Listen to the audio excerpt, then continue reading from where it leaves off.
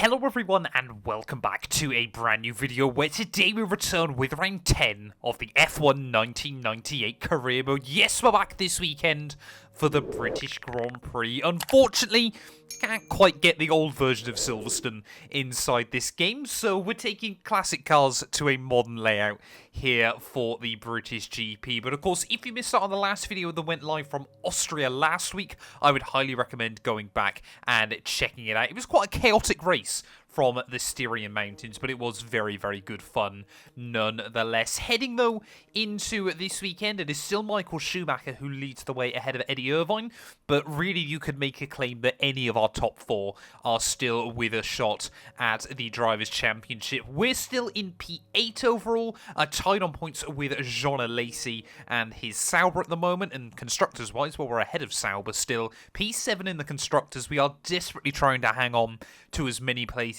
as we possibly can. But yeah, if you're new around here, like I said, make sure you get yourself subscribed as well. We are getting very, very close now to 125,000 subscribers. All eyes, all focus now, of course, is on F1 24. So yeah, we've got a few things planned before that game drops still. But yeah, really, really looking forward to it. So, you know, hoping we can try and build some momentum as we get into the next game. But yeah, let's do this thing, though, ready here for the British Grand Prix. Quickly though, before we get into this video, I want to thank all of the names you see on your screen. Without their continued support of the channel, none of the work we do here would be possible. And if you want to get your name featured on this list, you can click the join button or click the Patreon link down in my description below and support the channel from just £1 a month. You will also get access to weekly updates about everything going on behind the scenes, and also occasionally some early previews on videos. So yeah, a massive thank you to my YouTube members and my Patreon supporters, and let's get back to the video. Well, I don't know how much bad luck I seem to be getting on this game, but this is the third weekend in a row where we've ended up with a wet qualifying session before what looks to be a dry race. So yeah, here we return then back to Silverstone. I must admit, this place from practice feels very, very low grip. So how we're going to get on, how the AI is going to get on as well, is going to be very, very interesting here. I'm sure McLaren desperately would love to try and string up a good home race weekend result, because let's be fair, the fact that Ferrari are winning both championships, despite how much quicker that McLaren car is frankly a little bit alarming then. But yeah, Eddie Irvine, Michael Schumacher look to be trading P1 at the moment, but you just see on the throttle and brake input how careful you need to be around here, how really delicate you've got to try and be as you get the car on the throttle. Wheels spinning all the way up in 5th gear as we make our way down the old start-finish straight through the old turn 1. Definitely nowhere near flat in these cars in these conditions, and we run a little bit wide on the exit for good measure as well there. Into Maggots and Beckett's we go. So many iconic corners around this venue, and nice that we still get to enjoy some of them with these older cars. These must have felt mental back in the day, just because they were so light. Imagining attending this Grand Prix, hearing these V10s going round, must have been an absolute sight to behold then. But in towards the final few corners, Mika Hakkinen there looks like he's got back to the front. We're definitely struggling a little bit more later on in the lap, just trying to keep the car clean and tidy though, as we make our way through the final couple of corners. Normally about P16 is the goal, and it looks like we're going to be fighting around there then. Out of the final turn, big kick of oversteer. We'll crash over the line, but I believe it is P16. Well, there we go then. Mika Hakkinen P4 in that Drivers' Championship, but he is on pole position then here at Silverstone, so I'm sure we'll be looking to try and score another race victory. We just got edged by Marc Genet right at the end of the session there. That little bit of wheel spin through the final corner really did cost us there. But in a Minardi sandwich, looks like Tyrrell's struggling a bit more for pace here. But let's get on with it though. It's British Grand Prix time.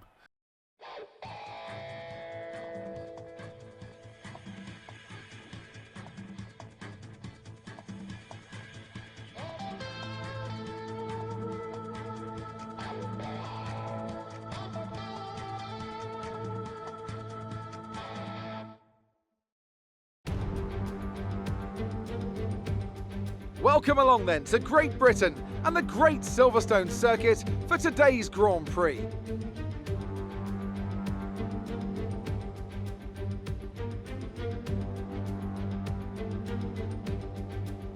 Straddling the border of Northamptonshire and Buckinghamshire, the 18 corners of the Silverstone circuit form the 3.6-mile beating heart of Formula One.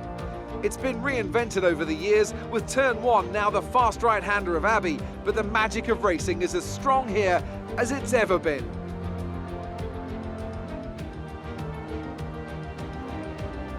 Anthony Davidson, thanks for joining me once again for the Grand Prix. Let's have a chat about Williams. What do you make of their performance so far this season? Well, the atmosphere within that team seems very positive at the moment. Everyone seems like they're in great spirits and having a lot of fun doing what they do, and that's definitely contributed to the performances we've seen. Well, here we are then, back at the beautiful Silverstone venue then. I must admit, it does feel slightly odd being around all this new facility in a classic Formula 1 car, but you know, there's only so much you can do with modding at the end of the day. And boy, oh boy, I'm still having a lot of fun with this mod. But yeah, let's get into it though. Of course, as always, strategy hopefully is going to be fairly simple. Tyre wear normally pretty good on this game. But will there be carnage down in towards turn 1? 5 red lights. There's the lights out and away we go there. And as always, not getting off to a particularly good start. As Shinji Nakano will say thank you very much side by side with my teammate Pedro. Whoa, in towards turn 1 and we'll immediately claim the place back then. 3 wide, just up in front, and we will try and get to the inside then. As much to avoid the danger as anything else there through those first couple of corners. Making our way through the loop. Really, really difficult to try and get the power down on the exit, but we have gone clean around the outside of Heinz-Harald Frentzen there. Looks like Schumacher, Marc Genet has had a fantastic start all the way up to P11.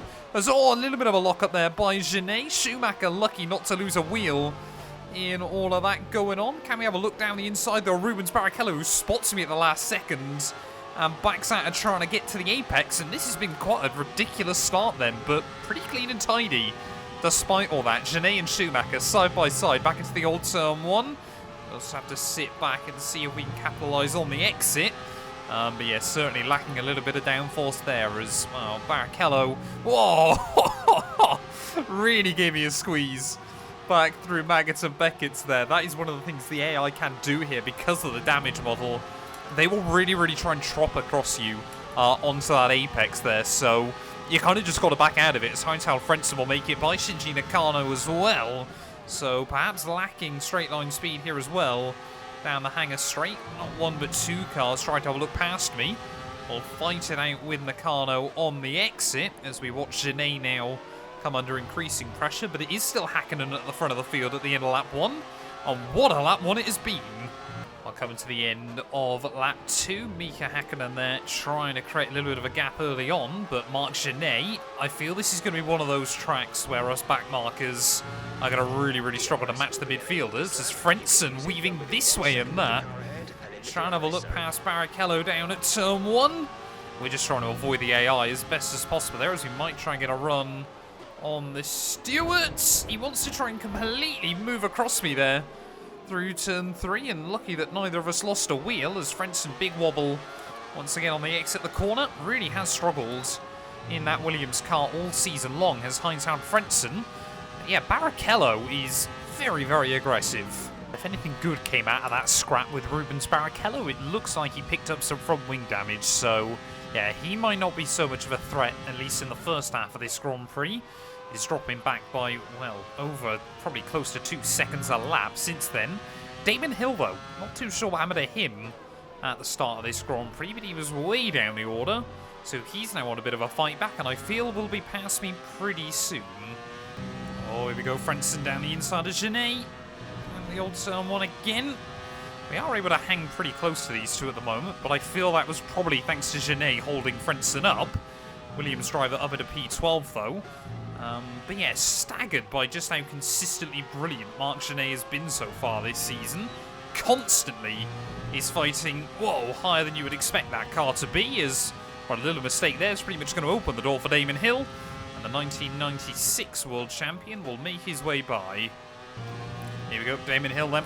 It's not going to be long before he's rocked up to the back of Genet there. To the outside he'll go. Mark Genet, fair play to him, wants to fight every single one of these battles. And, well, Damon Hill there, forced to give up on that one. We'll try and go the long way back around the outside through Luffield. And will we find the avenue round? Yes, we will. Back up into P14 then. So, Genet and I, we're in quite a fierce championship battle, of course, with Minardi. But kind of working together here. Oh, as well, Damon Hill there, not happy about it. It's going to brake check me on the apex. But team happy with the tyre wear. Well, I didn't see any carbon fibre fly off Damon Hill's car, but yeah, based on the speeds through turn 1, I reckon he had got a little bit of front wing damage then from that incident with Mark Genet, so I'll try and slot back past him, and hopefully this time around Damon can't get another run. As we cross over 1/3 distance then this afternoon, we are slowly but surely gaining in on Mark Genet. Ralf Schumacher as well seems to be another one struggling just a bit this afternoon, as Heinz-Harald Frentzen has made his way by there and is now setting off into the distance. However, unfortunately, I can't see where P10 is anywhere on this track, so I'm going to guess a little way ahead. Oh, there we go. Just making their way out of the final corner, so points today might be quite difficult to come by unless we see some late race incidents. But yeah, there's definitely still a couple of cars that we can get by. Oh, we just make up so much time through turn 1 and turn 2 there, and Mark Genet spots it, but just a little bit too late. Up then into P13 will go. And yeah, I think the AI is so desperate to try and hang on the racing line there. They're leaving themselves a little bit vulnerable off the exit of the corner. But yeah, Ralf Schumacher then next up on the old hit list. Okay, Mark Genet first car into the pit lane then. A little bit earlier than I was expecting this afternoon. The medium tyres still producing personal bests every single time. So with Jan Magnussen in as well as a couple of others, we are into the points. I'm really hoping Ralf Schumacher dives into the pits quite soon, because we are getting a little bit stuck behind him. In fact, no, he's actually gone hard, so I think we need to try and undercut him then in this Grand Prix. So we're going to dive in now, slightly earlier than I would have wanted to make our way into the pit lane today. Boy, the brakes on this car are so unbelievable. You know, these cars were just so light back in the day. They really do feel like they stop on a dime. But yeah, 37-mile-an-hour pit lane here at Silverstone. I really don't miss this. Around this circuit, you do lose a lot of time there, as well absolutely slow Frentzen up. Unfortunately, Pedro in. So we might have taken a little bit of time there at Heinz-Harald Frentzen as well, but still, yeah, really looking unlikely that we're going to see points by the end of this afternoon. Like I said, could have taken the tyres further, but with Ralf Schumacher in the way, it was probably just worth getting the undercut. Certainly not going to struggle on this set to the end of the afternoon, and more importantly, we're still ahead of Mark Genet. Oh, there we go. Finally, more cars peeling into the pit lane then, so the hard compound runners not able to go much further than the mediums. I think it's more just a choice of trying to be on the quickest tyre for as long as possible this afternoon. So we're going to be back ahead of Hill and Verstappen then. I mean, yeah, we've almost made up a pit stop on Ricardo Rossit today. That has just been the supremacy Mark Genet and I have had over the rest of the back markers. There we go, Rossit in, so hopefully we're going to see, I think, yeah, the only other one we're really considering is Ralf Schumacher, isn't it? Who is in the pit lane then, and who will be switching to the medium tyres for the rest of the afternoon. I've been monitoring the gap to Frentzen. It has stayed pretty level, so hopefully we'll get the jump on Ralf, and yes, we have then. So up now into P12 of the Grand Prix. Jan Magnussen 10 seconds up the road though, so we need to be a second a lap quicker than the other Stewart if we want a chance at some points. Yeah, not going to hold my breath on that one. However, I think Genet has got problems here, because he's dropping back like 4 seconds a lap. Oh, we got yellows. Who's dropping to the wayside here? It's Frentzen. Frentzen out of the Grand Prix then late on with a mechanical failure, so it's kind of a little bit gutting that it's no one else inside the top 10. And that is going to promote us then into Formula One's worst position, because we are now up into 11th then and just outside the points. VSC basically means nothing on this game as well, so yeah, that's not really going to change much at all. Oh, what's happened? Keep an eye on the delta. We need to keep it positive to avoid a penalty. Someone else has dropped out of the Grand Prix, and I could not tell you who it is. Well, here we go then. It is one of the Minardi cars there, I think is Genet. And, well, it's a pretty simple crash then between him and the Jordan of Damon Hill. But yeah, that has suddenly changed everything towards the end of the afternoon. What we learnt from Canada last time out then, certainly not worth pitting late on in the day. But suddenly now there might be an opportunity to squeeze away a point or two. Jan Magnussen, we have basically matched him since we pit. That doesn't look good. What on earth has happened to the game? Oh, dearie me, that is slightly... There we go, it's worked itself out.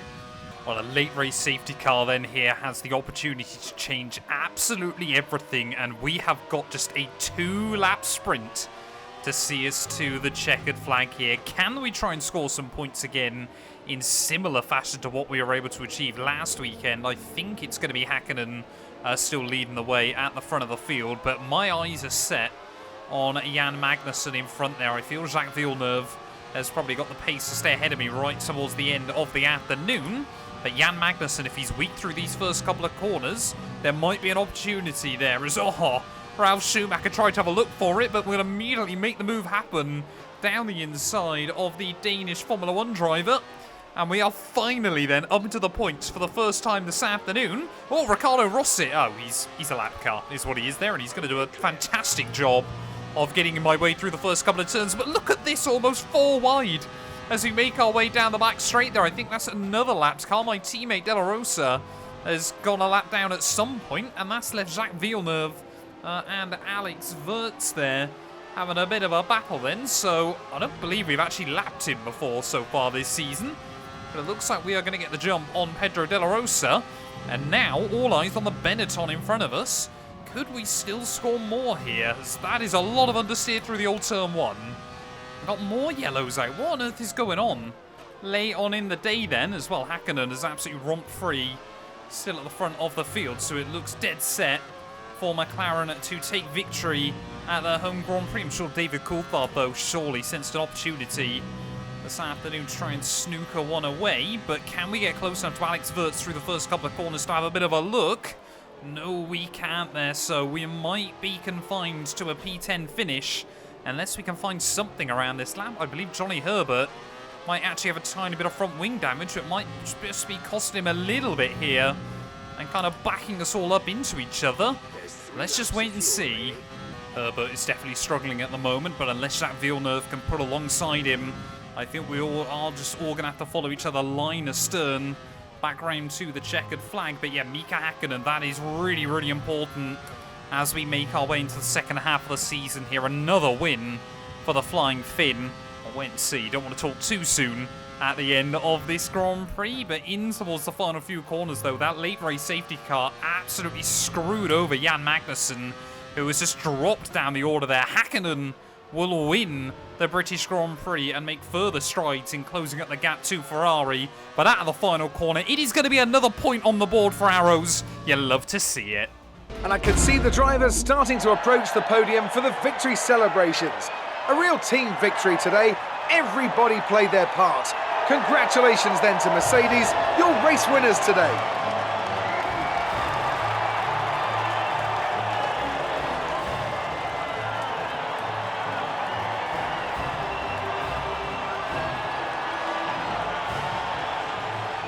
Well, there we are then. Yep, Mika Hakkinen and David Coulthard, the perfect end to the weekend there. P1 and P2.